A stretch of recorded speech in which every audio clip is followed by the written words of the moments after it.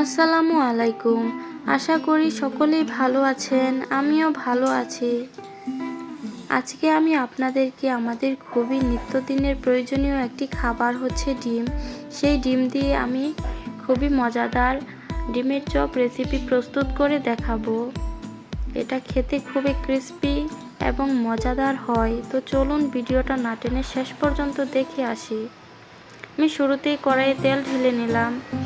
এদিকে আমি অফ ক্যামেরায় বেসনটা রেডি করে নিয়েছি। এর ঘনত্বটা আমি এরকম রেখেছি, দেখতেই পাচ্ছেন।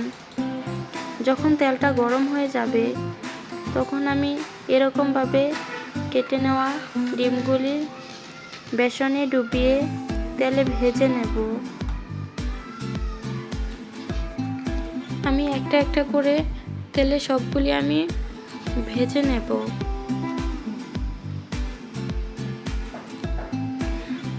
আমি উল্টিয়ে পাল্টিয়ে লাল লাল করে একদম ক্রিস্পি করে ভেজে নেব।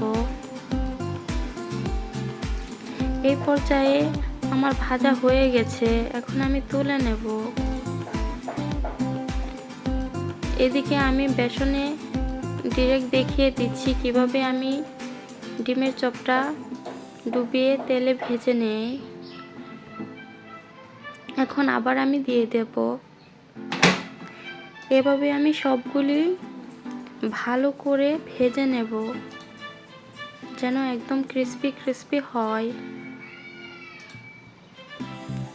আমি আবার তুলে নিচ্ছি। এই তো ফাইনালি রেডি আমার খুবই মজাদার ক্রিস্পি ক্রিস্পি ডিমের চপ রেসিপিটা আপনাদের কাছে ভালো লেগে থাকলে অবশ্যই লাইক কমেন্টস শেয়ার করতে ভুলবেন না।